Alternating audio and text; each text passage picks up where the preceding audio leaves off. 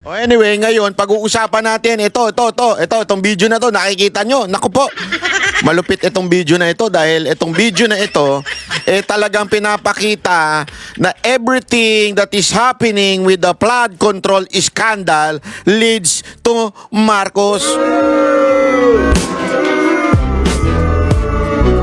Pagka ganyan ng system, mga kababayan, alam na natin ang ibig sabihin yan. Kaya alam natin kaliwat kanan ang pagda-divert. Kaya nga yung sakit niya, tuberculosis. Ano ba yung sakit niya? Divertulosis ba yun? Diverculosis o baka naman diabetes control flood. Oh. Hindi nyo ba napansin? Ba't ganun yung sinabi niya sakit? Kasi nga, yun ang ibig sabihin nun. Divert the issue. Yeah? Oh. Anyway, eto na, pag-usapan na ho natin kasi maganda ho itong punto ni Erice dun sa tungkol diyan sa video na yan. Naku po, lupit talaga nito mga kababayan Ito pag-usapan natin Okay. Pasok. Web. Tonight we ask the questions, we tackle the issues, we clarify matters, and we get on point.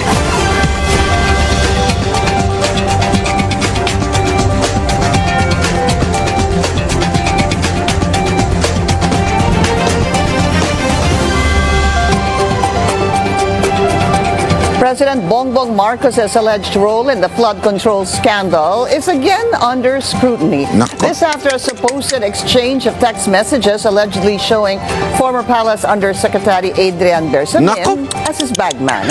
A lawmaker now urges the Senate Blue Ribbon Committee to investigate. Let's Nako. get on point with Caloocan City 2nd District Representative Edgar Erice. Congressman, maraming salamat po uli sa inyong oras. Good evening. Malaki to, bago, Yes. dahil may text messages, meron daw CCTV. Just for context, I was able to speak to Congressman Tino during agenda, but for those who might not have seen it, watched it, Congressman Edgar Erice is also part of this group that was informed of his alleged text message between Undersecretary Adrian Bersamin, who was the PLLO, the liaison officer, and President Bongbong Marcos. I'm going to start again from the beginning, Yeah. Congressman. I hope you don't mind. So Yeah. your point of view. Ano ho ba? Paano to? Who, what, when, where, how, why? How did Okay, it all work? Thursday yun Thursday, I was called by Congressman Libiste. Sabi niya kung pwede kayong mag-meet sa Makati. Tapos pinakita niya sa akin yung text messages allegedly between the President and Yusek Bersamin, Nako. Adrian Bersamin. Then, sabi ko sa kanya, meron ka bang Sabi niya, nakuha niya raw yun because Adrian, nung binanggit yung pangalan nila ni E.S. Bersamin at ni Adrian, ni Lucas Bersamin and Adrian Bersamin. Ni Senator Lacson na may kinalaman dun sa flood control mess na binigyan sila ng 8 billion ni Yusek Bernardo. Tapos tinanggal nga si E.S. Bersamin sa kanyang pwesto. Nag-alala sila na magiging Paul Guy sila. Sila meaning the ES and Undersecretary Adrian? Sabi ni, yun ang sabi niya, magiging fall guy sila. Pero particularly, si Adrian ay nagpunta sa bahay ni Congressman Libiste sa Taal together with some lawyers. No, sorry, sir. So, he showed you the video of the supposed text. Hindi pa. Yeah, sabi niyo po Thursday you met him. Yeah, yung video hindi pa pinakita noon. Ang sabi lang po niya sa inyo na may text exchange. Yes, Okay. tapos pinakita niya talaga. Oh, so he already showed you the text messages that Thursday. Okay. That Thursday. Sabi niya nga na naiwan sa kanya yung mga files na yon nung ginawa yung affidavit. Pero wala sa kanya yung affidavit. Yun ang sabi niya.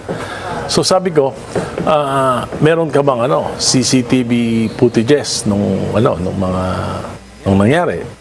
Siyempre, yung bahay mo naman siguro may CCTV. Sabi niya meron. Kayong dalawa lang po ito. Kami lang dalawa.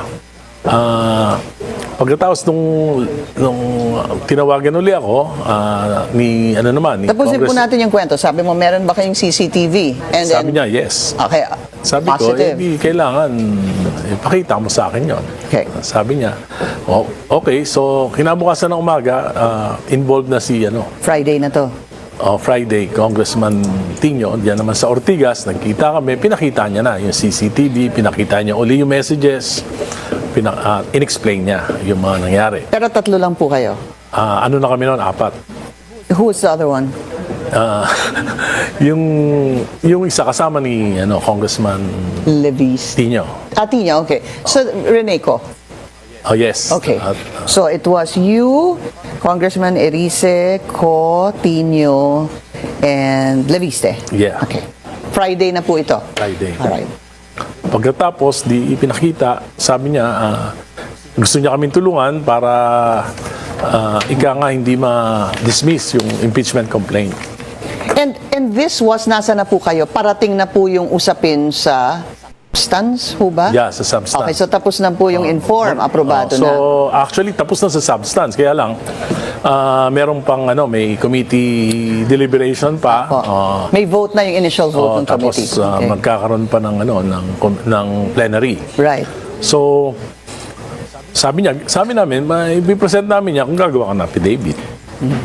Sabi, affidavit. So, okay, gagawa daw siya ng affidavit. Congressman Leviste. So, nagkita uli kami, sabi ko, I'll have to consult also my party mates. So, kinabukasan, marami na kami. Ng mga congressman, marami na kami. So, pinakita niya uli. Tapos sabi niya, Sunday, Saan po yan? Yung marami na kayo? Muna Makati, Ortigas. Dito na sa Rockwell na.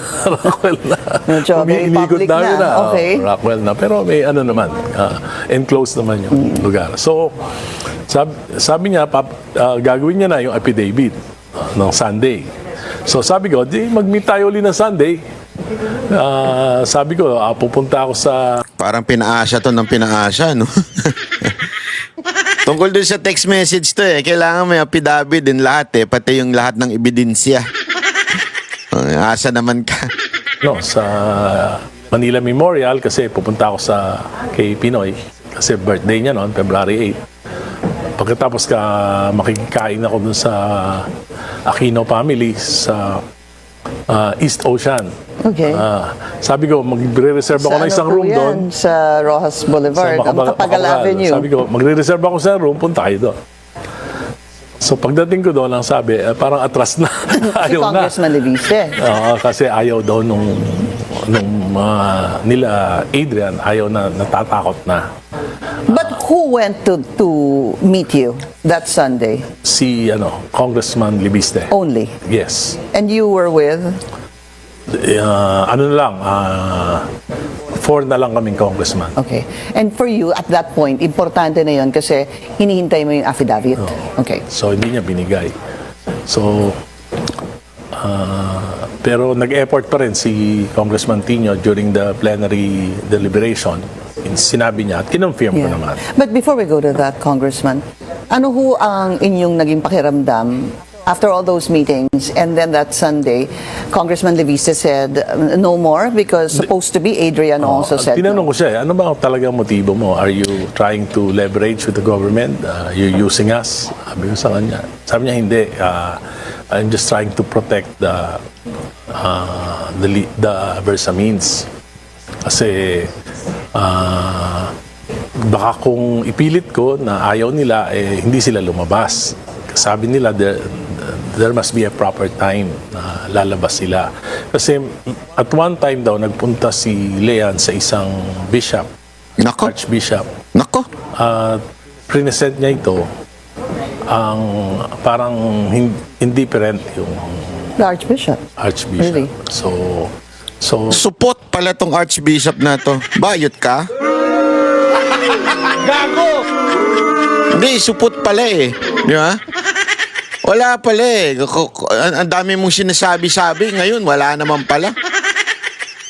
Bakit bigla kang urong? Bakit parang takot ka?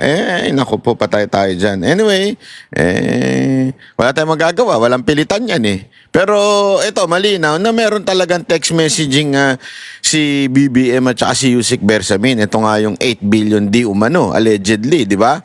Ngayon, medyo umuurong din itong si Libiste, ayaw nang affidavit. Tapos kasi siguro dahil nagkaroon ng frustration, dahil humihingi siya ng suporta sa civil society, walang mga bayag. Hindi ko alam kung walang mga bayag o baka naman din iniisip kagad nila, nako, ayaw namin yan kasi Duterte yan. Alam mo naman yung mga hindot na yan, hindi naman talaga sila para sa bayan. Sorry pasensya na kayo kayo mga civil packing society. Hindi naman talaga kayo para sa bayan Para kayo sa mga liberal. Hindi naman kayo, hindi nyo concern, para bagang ganito sige, basta nakawan at babanatan natin yan. Korupsyon, babanatan natin yan. Pero kailangan kami makinabang. Kung hindi kami makikinabang, tatahimik na lang kami. Anong tawag mo dun? Is that a truly anti-corruption advocates? O anti-Duterte advocates? Di ba? Gago! Yun nangyari, kaya parang kinakabahan. Parang ang iniisip nila, very powerful yung involved ng mga tao, tapos wala silang suporta ng taong bayan, ng civil society. Hindi totoo yan. May support, alam mo, Libiste, may suporta ka ng taong bayan. Wala kang suporta ng mga pingtae, mga yellows. Wala kang suporta, syempre. Alam mo naman sila, ang concern nila, sila mabalik. Kasi alam mo, ang plano nila sa 2028, hindi naman po talaga para sa bayan, mapalitan, maayos ang bansa. Mamaya, papakita ko sa inyo, kinonfirm mismo nung isang hindot na pinklawan. Pero ito, talagang concern nila, mapunta sa kanila yung kapangyarihan. Ibig sabihin yung mabalik yung gobyerno sa power nila, not really for kaayusan. Di ba? But did you believe him? Did you believe Congressman Leviste? Yung Did you believe... narration of facts, okay sa akin. Narration of facts, including kasi hindi, yung nakita ko yung mga text exchange, message. very detailed. Pagkatapos nakalagay doon kung magkano yung mga binibigay. Actually, tinanong ko si Congressman Chanco, totoo ba na binayaran mo si Andrew E. ng ganito? Nako! Yes, sabi niya. Dahil nandoon yung mga expenses. Tapos I'll go first to the text messages later. Sorry, sir, because I don't want to lose my train of thought here. So you believe it because there were very specific messages. Andrew E. Share naman ang blessing dyan. Hindi, alam mo, kaya nga, eto maraming meron ako mga nababasa. Actually, magkaiba yung Tingnan nyo, dito nyo makikita ng independent thinker kami mga banateros. Iba yung banat ni Sir Jack at iba yung banat ni Boss Dada patungkol kay Andrew E. Alam mo, si Boss Dada, syempre, coming from a vlogger, coming from a political person. Hindi kasi sa entertainer di ba? Kami ni Sir Jack, entertainer kami. So alam namin na yung puso ng tao, wala naman silang pakialam. Alam mo, kaya nga, ito ang pinagkaiba Ang Mocha Girls noon, nung panahon ni Pangulong Duterte, walang bayad. Talagang, hindi ko inaangat ang grupo ko pero nung panahon ni Pangulong Duterte, kahit halongkatin ninyo ang funding ng Duterte campaign, hindi ko kami binayaran nun. Honestly, hindi po kami binayaran. Binayaran lang yung hotel namin at syempre yung transportation namin. Yan naman ang totoo. At hindi nga si Pangulong Duterte. Sa totoo lang, yan po ay effort po ng kanyang kapatid.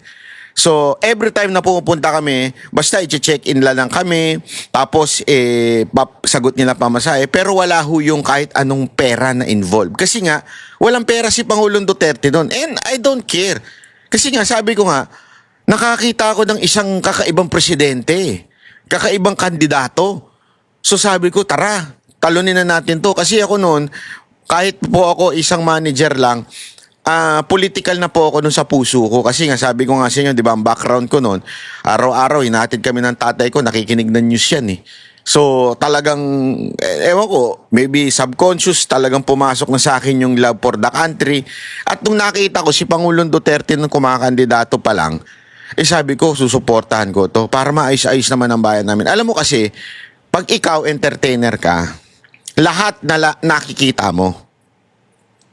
From politicians na mukhang malinis sa labas pero ang dumi-dumi naman. At the same time, meron ka rin makikita na mga krimen sa gabi kasi panggabi tayo di ba? O, makikita mo yan. Yung kaguluhan, mga frustration sa tao, maano namin yan kasi nandun kami sa ground.